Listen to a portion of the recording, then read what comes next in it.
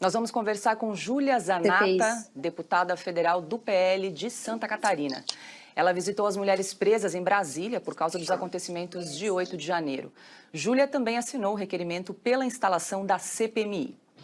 Seja muito bem-vinda, deputada. Boa noite, a senhora me escuta bem? Boa noite, escuto sim. Vocês também estão me ouvindo? Sim, estamos ouvindo. Seja muito bem-vinda aqui ao programa Oeste Sem Filtro, deputada.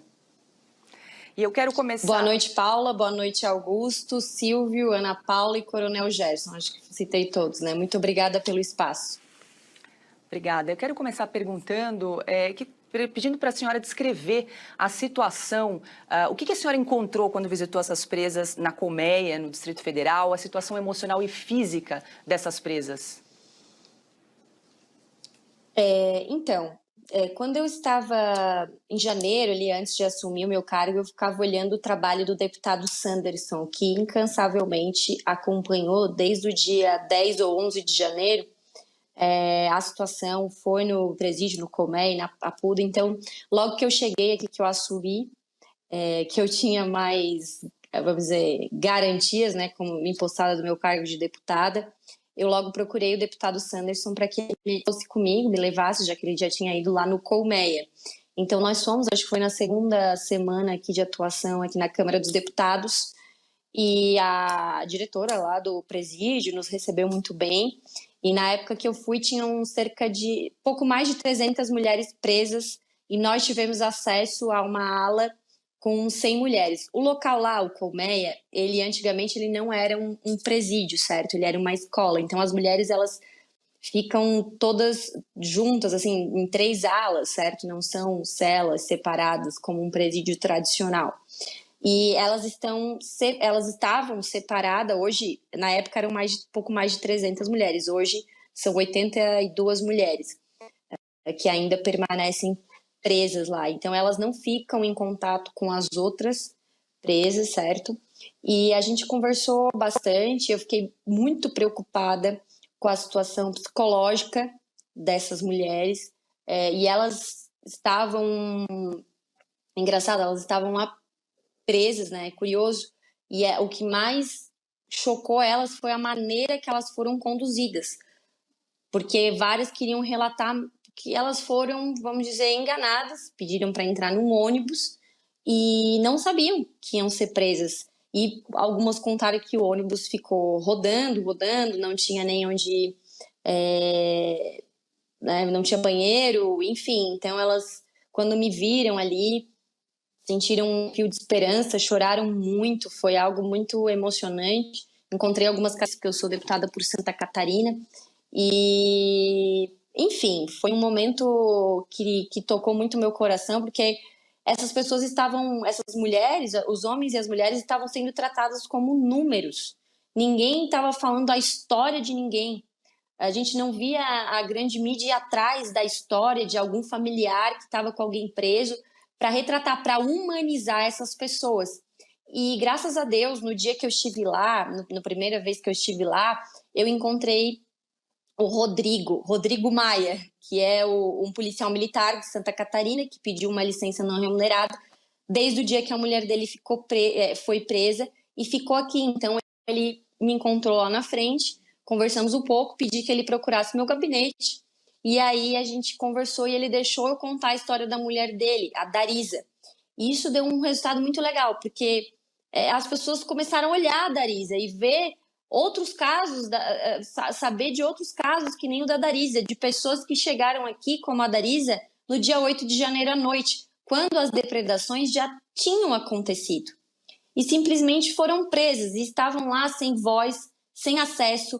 Quando eu encontrei o Rodrigo, o marido da Darisa, ele ainda não tinha tido acesso à esposa dele, porque ele tinha que preencher o cadastro, esperar o momento, certo? Então, acompanhei muito o caso da Darisa e de outras mulheres. Quando eu estive lá, peguei telefone para os catarinenses que me pediram para eu entrar em contato. Então, teve um momento que eu liguei para uma mãe, graças a Deus essa também já foi liberada. Liguei para uma mãe e ela falou, é a primeira pessoa que está me ligando para dar alguma notícia da minha filha, porque não é todo mundo que tem condições de vir aqui para Brasília para acompanhar o caso, enfim. Então era algo que eu senti muita injustiça. E por que eu fui no presídio? Porque uma coisa é tu saber pelas redes sociais, saber pelo que estão falando no WhatsApp. Então eu fui lá ver com os meus próprios olhos o que estava acontecendo. E aí depois que eu fui, vários parlamentares se levantaram e começaram a ir. Já estava marcado. Eu lembro que o Nicolas também já tinha marcado uma data para ir. E a gente começou a falar muito disso. Depois dessa ida ao presídio, a gente começou a usar a tribuna constantemente para falar desse assunto, porque até então estava um silêncio sobre o assunto. Parecia que era um assunto, vamos dizer assim, proibido. Então a gente começou a falar e começou a repercutir, né? A gente começou a falar de vidas, de famílias, contar histórias, o que é muito importante porque a grande mídia não estava, como eu falei, humanizando essas pessoas. Então, depois que a gente foi, depois o Alexandre de Moraes proibiu as visitas e condicionou a ida e as visitas ao presídio a uma expressa autorização dele. Então, fiz o pedido novamente, ele me concedeu a permissão dele para ir ao presídio. Primeiramente, ele deu para mim e para o senador Magno Malta. Então, semana passada, na quinta-feira, estive lá novamente, acompanhei o momento da soltura de algumas mulheres e eu estava esperando que a Darisa fosse solta naquele dia. O marido dela já estava esperando ela aqui em outra repartição pública onde eles colocam as tornozeleiras. E, infelizmente, ela não foi solta naquela quinta-feira e eu não pude acompanhá-la. Foi na sexta. E na sexta-feira eu já tinha voltado para a minha base eleitoral, que é Santa Catarina. Mas mesmo assim terminamos de contar a história da Darisa, que não para por aqui. Porque nós precisamos saber de quais crimes, né, ela está sendo acusada. Por que dessa prisão? Até, deputada, enquanto a senhora comentava o caso da Darisa, a nossa produção exibiu as fotos de antes e depois, que inclusive a senhora publicou na sua rede social, né? O antes e depois tá aí, então, na tela, essa presa, né, que agora foi solta, a Darisa. Diga lá, Silvio Navarro.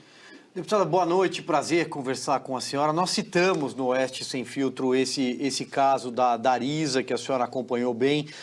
Parabéns pelo trabalho. Agora, veja, deputada, a senhora disse que tem contato com outras que já voltaram para suas casas e imagino também com alguns advogados. Elas sabem do que elas foram acusadas? Esse termo que elas tiveram que assinar, os crimes que ali constam, elas sabem desses crimes? Principalmente, acrescento, terrorismo, que muitas delas tiveram de assinar? Olha, pelo que eu entendi, do que eu me inteirei do assunto, da última vez que eu estive lá no Colmeia, existem agora, nesse momento, 3 inquéritos.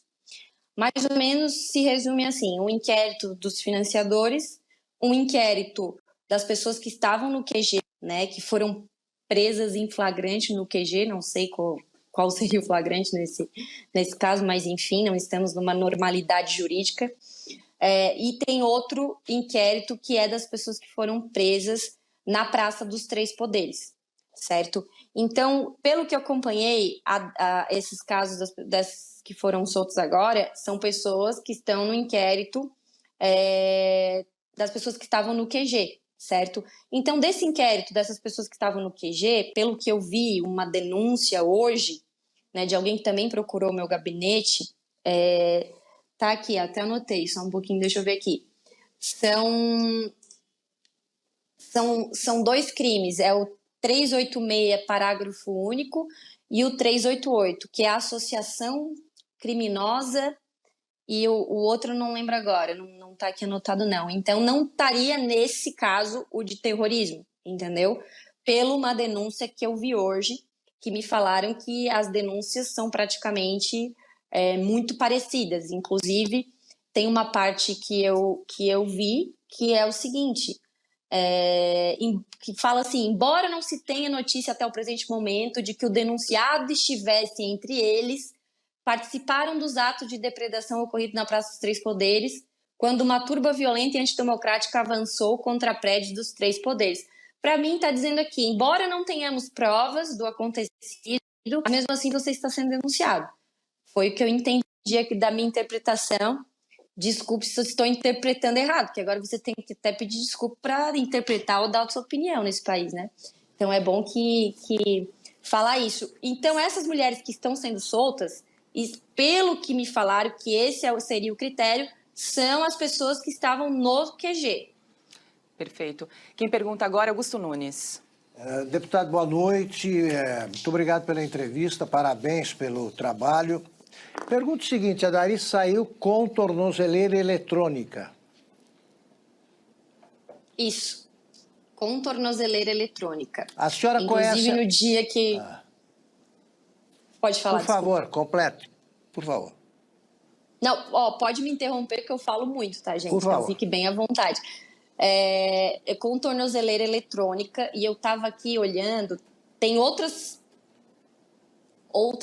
restrições. Outros tolhimentos de restrições, de liberdade, uso da tornozeleira, proibição de deixar comarca, permanecer em casa no período noturno, obrigação de apresentar-se ao juiz da execução, proibição de deixar o país, cancelamento de passaporte, não pode usar rede social, se for CAC, suspensão imediata de qualquer documento, proibição de comunicar-se com os envolvidos, né? Então, é uma série de restrições às liberdades. É uma outra forma de prisão, né, deputada? É a prisão domiciliar aí. É uma forma de prisão domiciliar. É o famoso dificuldade para vender facilidade. Por exemplo, prenderam numa prisão, na minha visão, totalmente ilegal e inconstitucional, e agora deram a liberdade com essas restrições que são gravíssimas, no meu entender, né, de pessoas altamente perigosas, que não é o caso, que a maioria dessas pessoas que estão lá, elas não têm ficha criminal, é bom lembrar, certo? Então, se fosse qualquer outro tipo de criminoso, com certeza não teria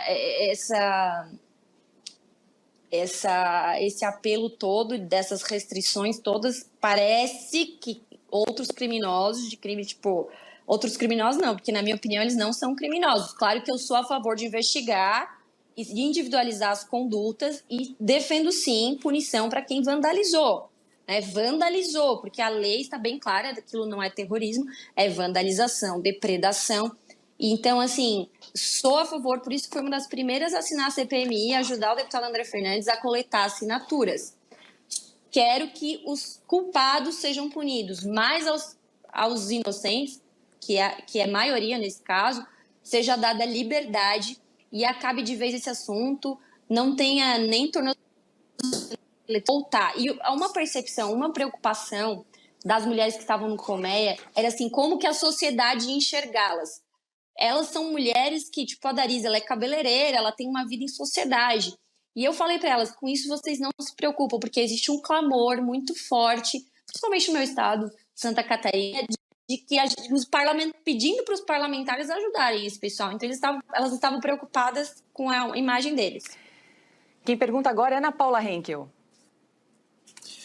Boa noite, deputada. Obrigada pela entrevista. Bom, acho que o assunto ali das prisões já foi muito bem explorado pelos meus colegas, com excelentes respostas da senhora.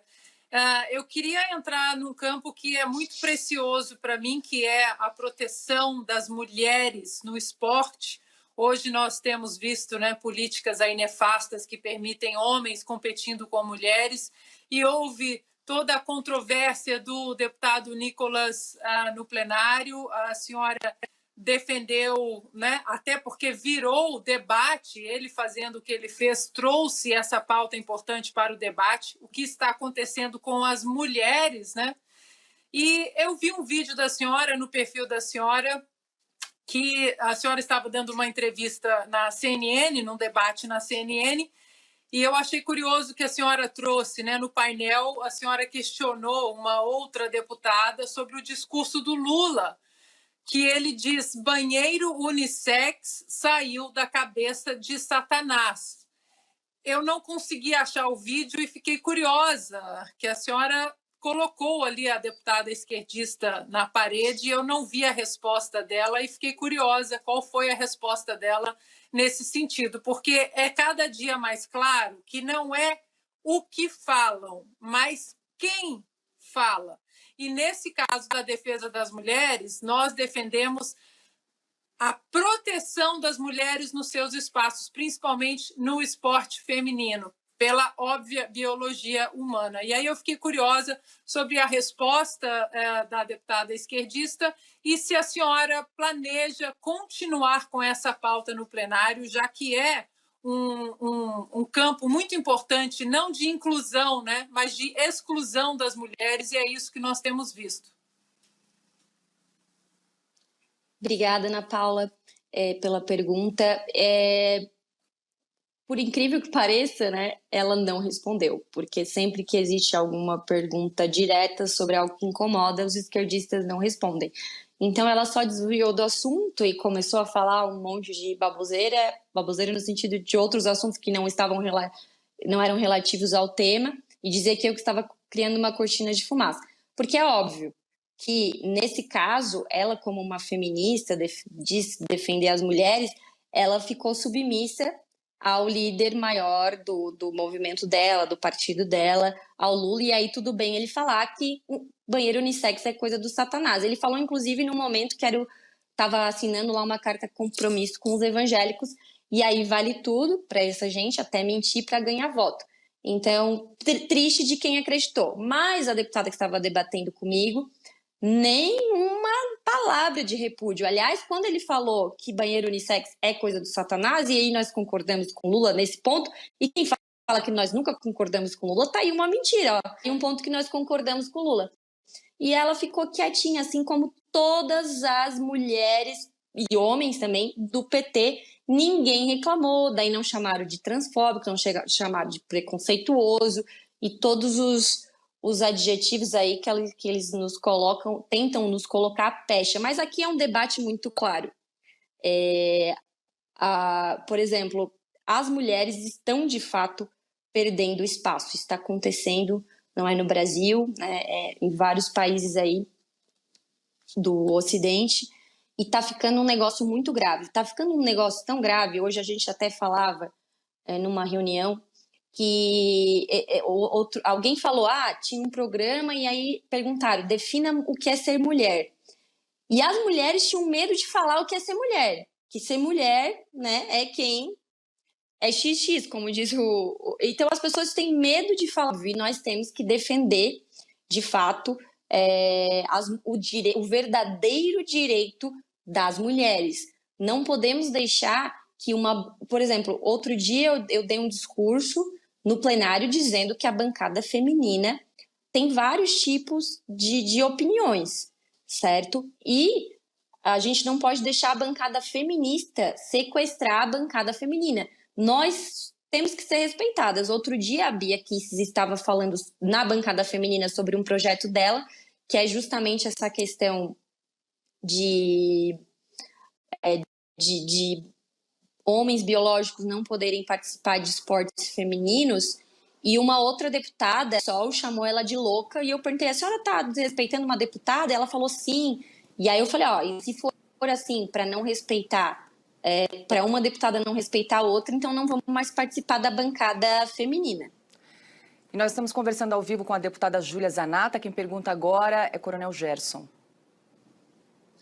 Boa tarde, deputada.